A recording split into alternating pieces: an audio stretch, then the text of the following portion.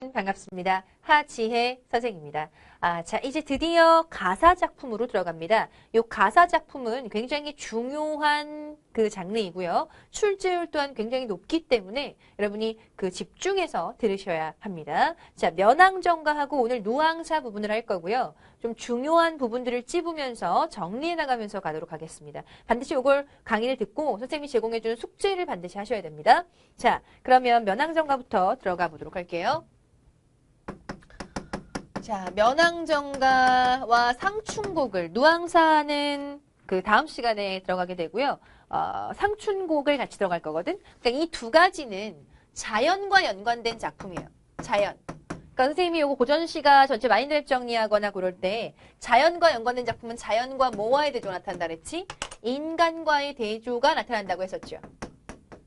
자연과 인간과의 대조. 근데 이 인간이라는 것은 결국 인간 세상을 뜻하는 것이고, 인간 세상을 얘기하면서, 얘기해봐. 뭐예요? 인세, 속세, 진세, 홍진, 풍진,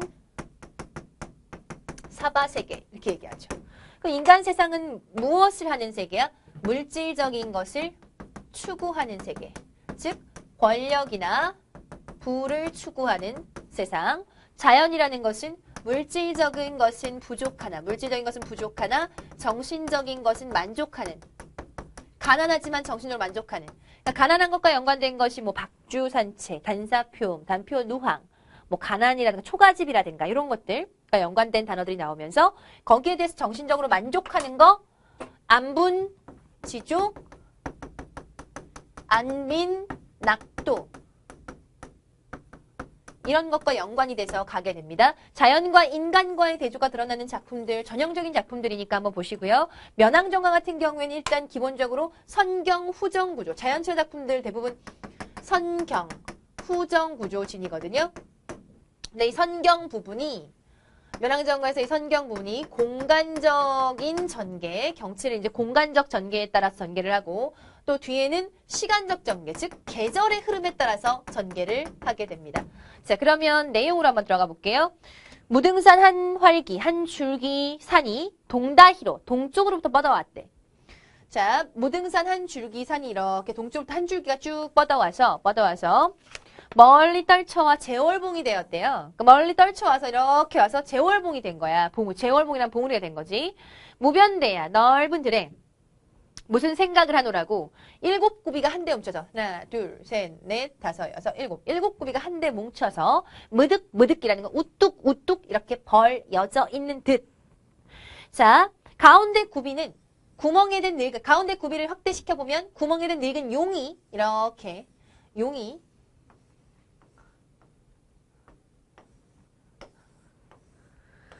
손점을 갖게 머리를 이렇게 얹어놓은 것 같대요. 자, 용이 이렇게 여의주를 물고 손잡을 갖게 얹어서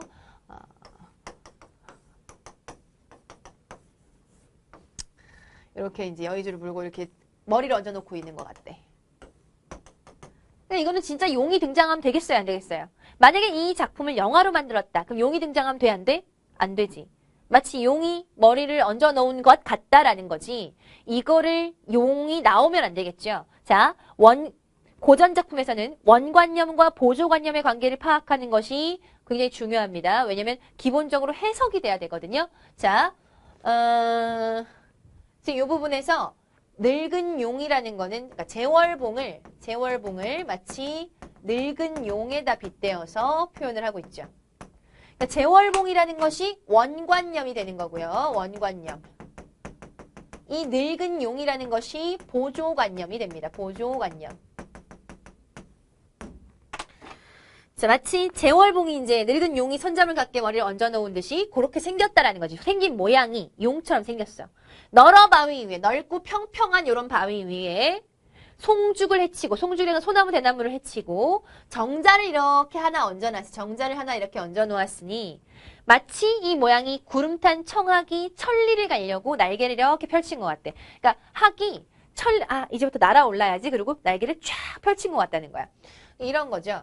왜 이렇게 옛날 기와 지붕 부분 이렇게 위에가 끝이 이렇게 처마가 올라가잖아. 요런 게 마치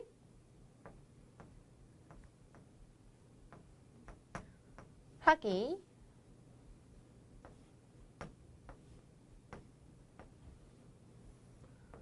이렇게 날개를 펼친 것 같다는 거지. 귀엽죠? 청하기. 날개를 펼친 것 같다.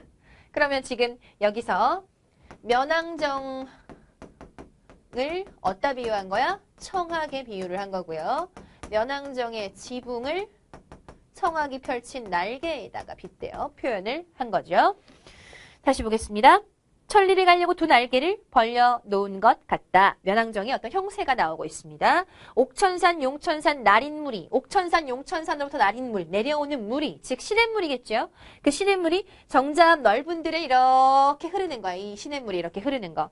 정자암 넓은 들에 오롤이 퍼진 듯이 넓거든 기노락 푸르거든 희디 많아. 자, 고전식에서 뭐뭐 거든 뭐뭐 만화가 나오면 뭐뭐 하거든 뭐뭐 하지 말거나.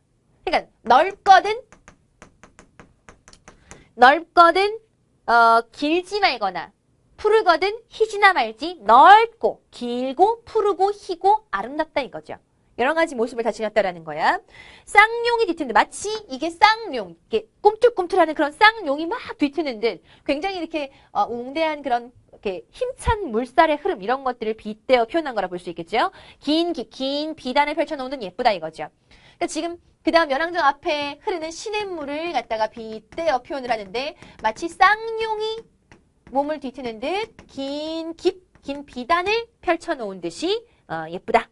어디로 가느라고 무슨 일이 배야빠. 어디를 가느라고 무슨 일이 그렇게 배야빠. 배야빠라는 거는 가끔 나오는 바쁘다란 뜻이야. 무슨 일이 그렇게 바빠서 이런 뜻이야. 무슨 일이 그렇게 바빠서 어디로 가느라고 어디로 가는지 무슨 일이 이렇게 바빠서 단난다 따르는 듯 밤낮으로 흐르는 듯 막 달려가는 듯 따라가는 듯 밤낮으로 마구 흐르는 듯 그러니까 이렇게 꿈틀꿈틀 계속 이렇게 흐르는 거지 시냇물이 그 모양을 이제 이렇게 묘사를 해놓은 거라고 볼 수 있죠.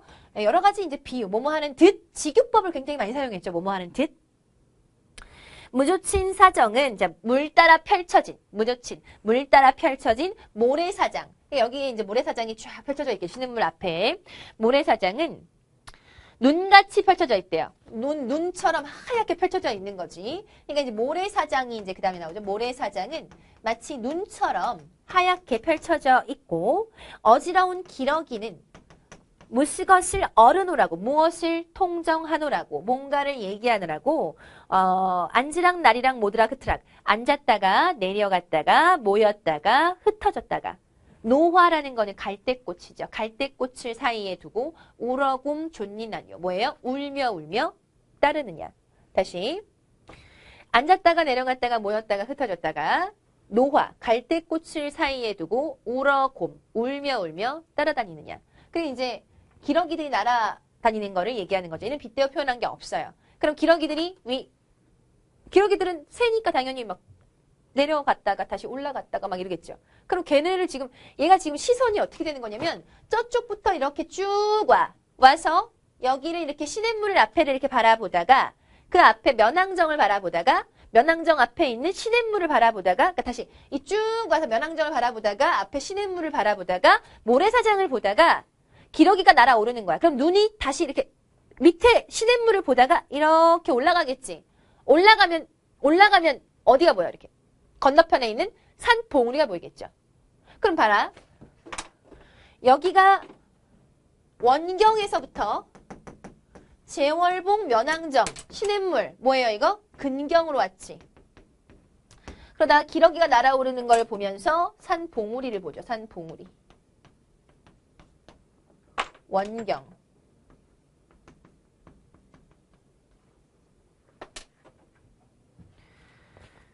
자, 산 봉우리, 넓은 길 밖이요. 그 다음 긴 하늘 아래 두르고 꽂은 것은 외인가 병풍인가 그림인가 아닌가.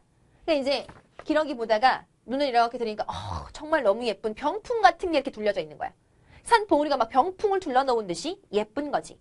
다시 보세요. 두르고 꽂은 것은 두르고 이렇게 꽂아놓은 것은 병풍인가 외인가 그러니까 외인가 산인가 병풍인가 그림인가 아닌가 마치 그림처럼 너무 예뻐. 병풍 둘러놓은 것 같아.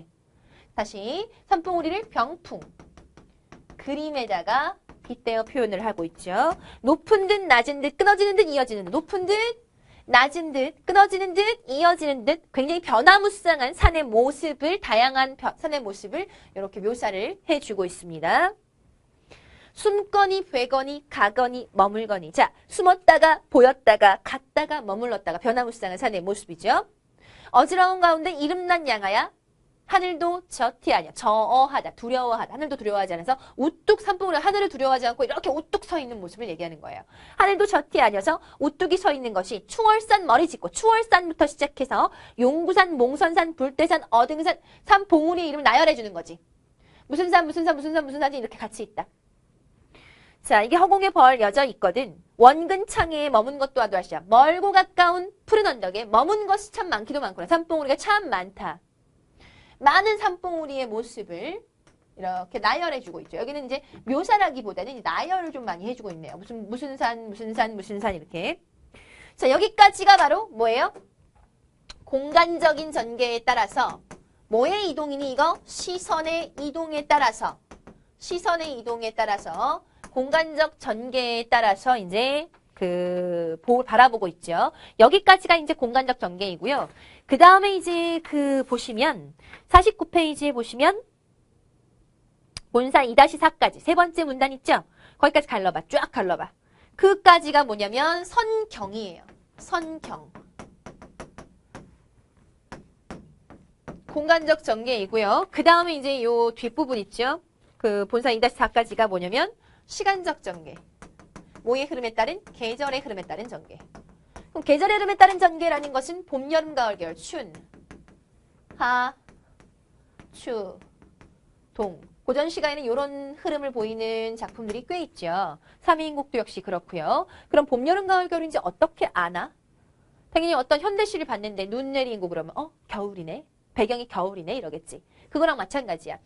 여기도 이제 봄의 계절감을 나타내는 단어를 찾는 거지. 여러분이 직접 찾아보세요. 직접 찾을 수 있어요. 찾아봐. 봄의 계절감을 나타내는 것이 어떤 거죠? 앞에 단락에서 48페이지에 맨 마지막 단락 찾아보세요. 어떤 거예요? 찾았어요? 말해보세요. 뭐예요? 산아지랑이. 얼었던 땅이 이렇게 피어오르는 거. 얼었던 땅이 이렇게 녹으면서 피어오르는 아지랑이를 얘기하죠. 산람. 그 다음에 봄, 여름에 관련해서 계절 한번 찾아보세요. 직접 찾아. 49페이지 맨 첫 단락. 뭐라고 나왔어? 녹음이라고 나왔죠. 녹음. 여름 계절감. 푸르게 우거지는 거. 그럼 가을 계절감 한번 찾아봐. 두 번째 단락. 49페이지 두 번째 단락. 뭐라고 나와요? 증설이 나오죠. 증설이가 가을이지. 증설이. 그럼 겨울 계절감 한번 찾아봐. 겨울 계절감. 세 번째 문단. 빙설 나왔죠. 요게 계절감이죠. 그러니까 이제 이런 단어들을 만약에 계절의 변화에 따른 전개를 사용하였다. 이렇게 나오면 반드시 그 계절의 변화 2계절 이상이 나와줘야 돼. 이런 계절에 관련된 단어들이 2계절 이상이 나와줘야 계절의 변화에 따른 전개. 이렇게 얘기할 수 있습니다.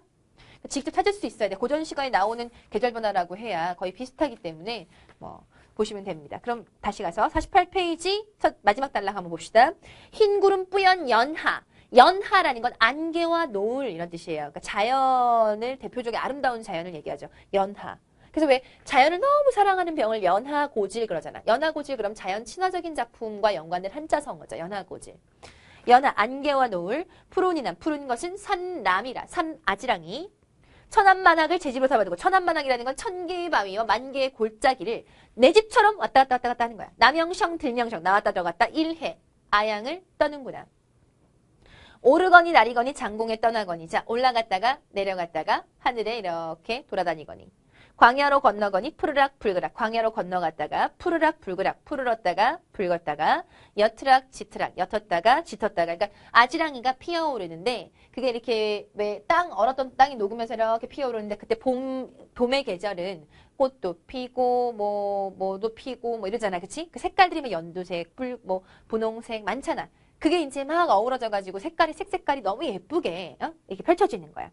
옅으락, 짙으락, 사양. 사양이라는 거는 빗길사자 이렇게 석양을 얘기하죠. 석양. 안 그래도 되게 예쁜 색깔들이 펼쳐져 있는데 거기에 노을이 쫙 지면서 진홍색과 섞이는 거야. 그 사양과 섞어져가지고 너무 예쁘겠죠. 새우, 가랑비가 또 보슬보슬 가랑비가 이렇게 내려요. 너무 예쁘겠죠. 봄경치, 아름다운 봄경치를 지금 묘사해주고 있습니다. 자, 그 다음 남여를 배야 타고. 남여가 뭐냐면 뚜껑 없는 가마예요. 이제 뚜껑 없는 가마는 예나 지금이나 뚜껑 없는 차 누가 타?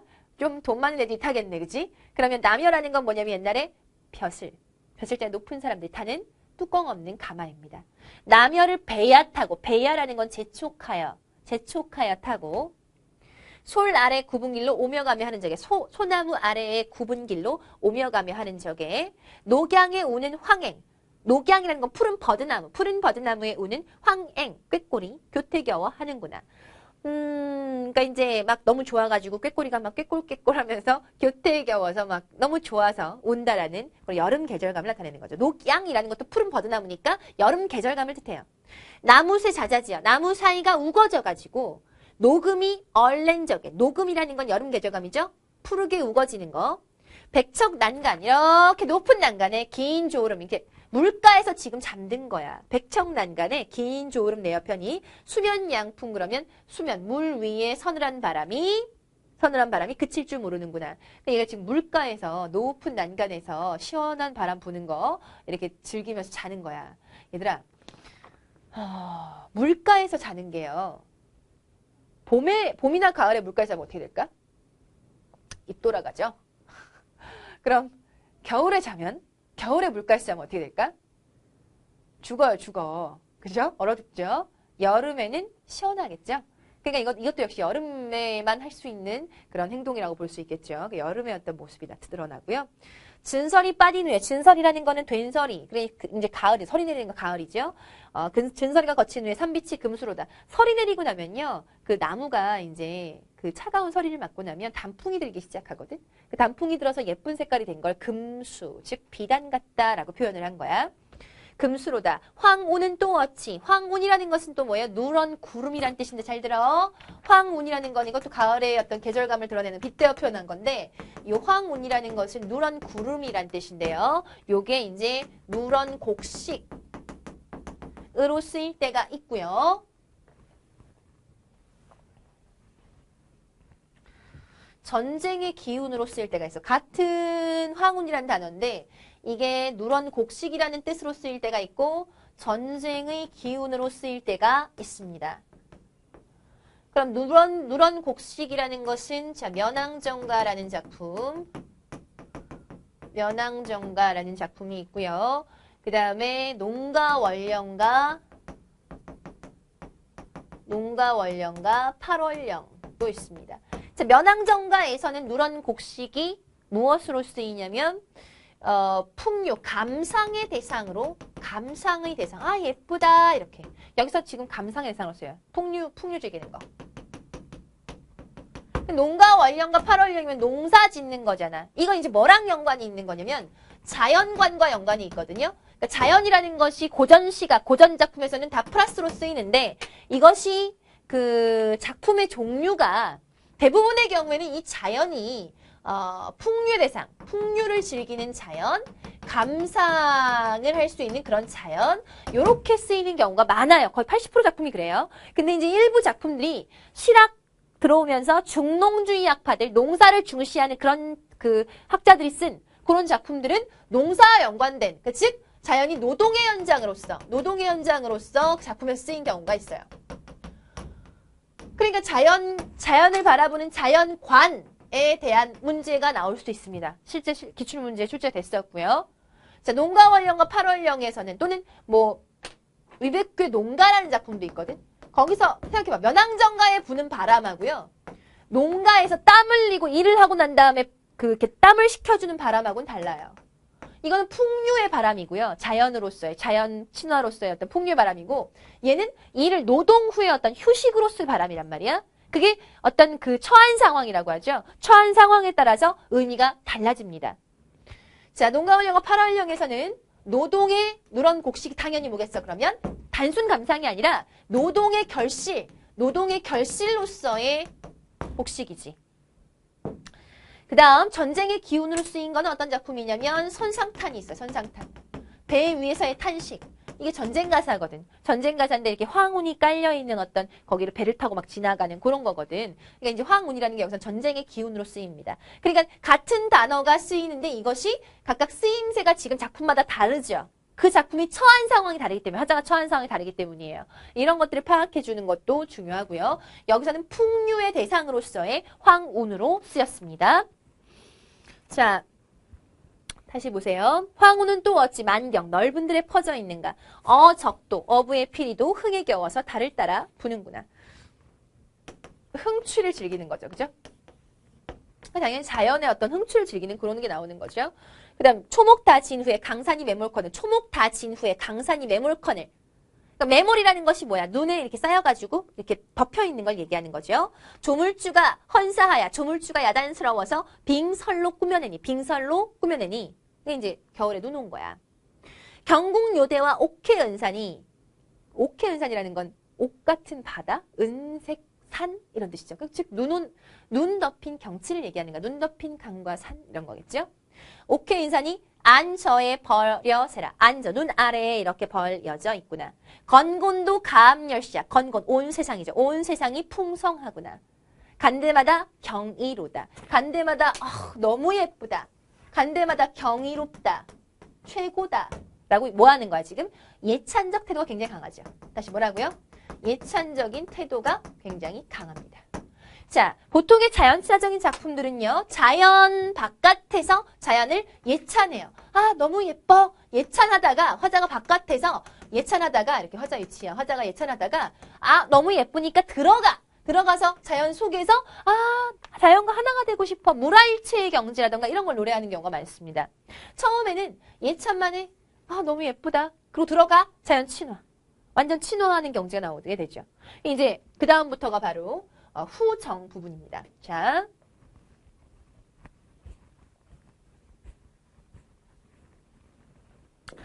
이게 무슨 구조라고? 선경, 이제 후정 구조. 그게 후정 부분이야. 인간을 떠나와도 내 몸이 겨를이 없다. 자, 인간 세상을 떠나왔대요. 선생님이 아까 얘기했던 자연과 인간의 공간적인 대조가 드러나죠. 인간 세상을 떠나와서 자연으로 들어온 거야. 그러니까 인간 세상은 좀 대조되는 공간이라 볼 수 있죠. 여기는 그렇게 명확하게 나오지 않았지만 인간 세상과 다른 공간으로 왔다 이거지. 인간을 떠나와서 내 몸이 겨를이 없어. 바빠! 바쁨!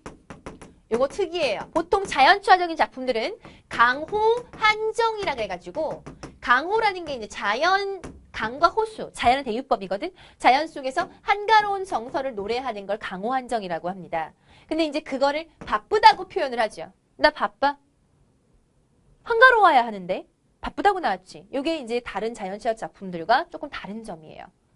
자, 인간을 떠나도 내 몸이 겨를이 없다. 시간이 없어. 뭐 하느라 시간이 없어? 노느라. 풍류 즐기느라 바빠. 풍류 즐기느라. 그 뒤에 나오죠. 이것도 보려. 가로 한번 쳐봐. 이것도 보려 하고 저것도 들으려 하고 바람도 쐬려 하고 달도 맞으려 하고 밤은 언제 죽고 고기는 언제 낳고 시비는 누이 다듬며 살인문은 누가 다듬며 진꽃은 누가 쓸겠느냐. 그러니까 지금 꽃놀이하고 노는 거야. 지금 바람 쐬고 노는 거죠. 달맞이하고 노는 거예요. 풍류 즐기느라 바빠요.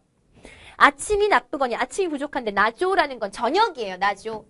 저녁이라고 싫겠느냐. 저녁이라고 내가 싫겠느냐. 오늘이 부족한데 내일이라고 여유가 있겠느냐. 나 바쁘다. 맨날 노느라 바빠.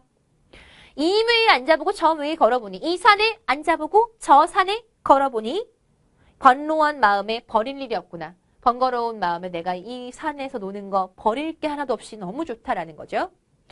자, 쉴 사이 없거든 길이나 전할이야. 길 전할 사이가 없다. 자, 길 전할. 남에게 길 권유하지 않아. 다시 길을 알려주지 않아. 남에게 전해주지 않아. 하지 않고 혼자 구경해요. 근데 보통의 자연천 작품은 뒤에 상춘곡도 배우겠지만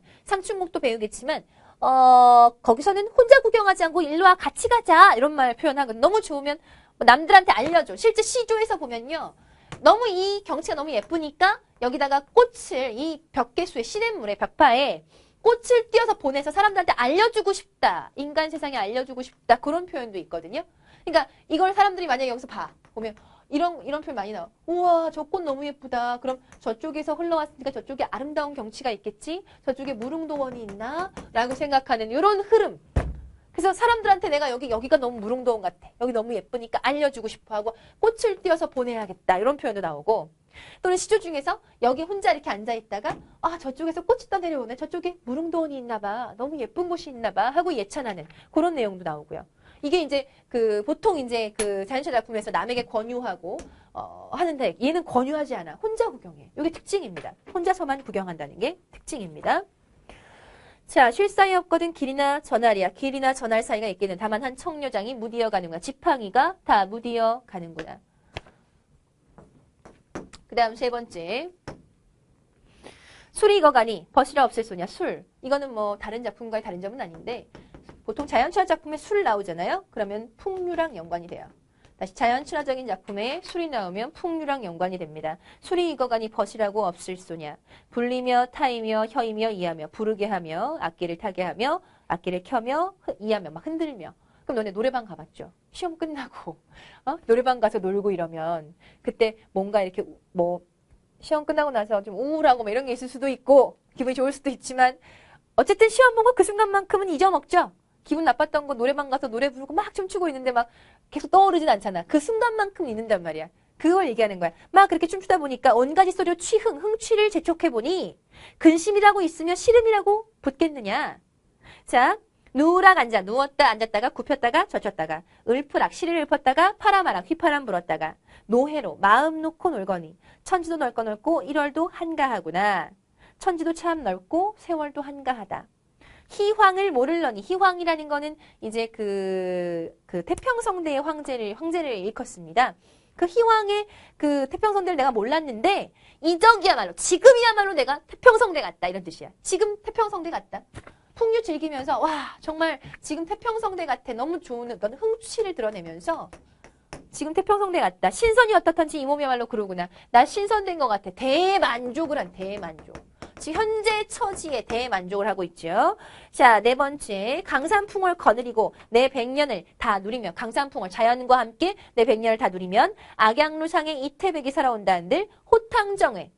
이태백이 살아 돌아와도 이 호탕한 마음 이에서 더하겠느냐. 지금보다 더하겠느냐. 지금 최고다. 지금 현재에 대한 만족감이 드러나고 있죠. 자, 이 몸이 이런 몸도 역군은 이셨다. 역군이라는 건 뭐냐면 또한 임금의 은혜입니다. 라는 거예요. 그러면 강호한정에다가 여기다가 플러스 충이 들어가잖아요. 그러니까 충 또는 뭐 이렇게 충 또는 학문수양 이런 도에 관련된 게 들어가잖아. 그러면 이걸 강호가도라고 합니다. 강호가도. 이 작품은 강호가도적인 작품이다. 이렇게 보게 됩니다. 자, 다시 구조를 보시면요. 선경, 후정 구조를 취하고 있고요. 앞에 선경 부분은 이렇게 공간적 전개로 공간의 시선의 이동에 따른 전개를 보여주고 있고 원관형과 보조관형 구분해 가시면서 보시는 것 중요하고요.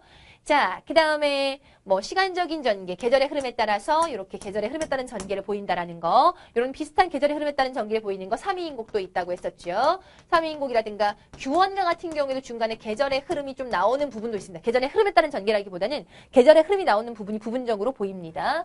자, 그 다음에 이제 후정 부분에서는 다른 작품과의 다른 점, 바빠 풍류 즐기느라 남에게 권유하지 않고 혼자만 구경하는 그런 특징이 드러나고요. 또 임금과 강호가도적인 작품 그런 게 드러나고 자연출화 작품에 술 등장하면 그거는 풍류 즐기는 거다. 흥취를 즐기는 거다. 이렇게 얘기했죠. 시적화자의 처한상어, 처정태 정리하면 처정태 정리를 하면 처한상어, 자연 속에 있죠. 자연 속에 있으면서 어때요? 굉장히 흥취를 느끼고 있고 대만족이죠. 만족감을 느끼고 있습니다.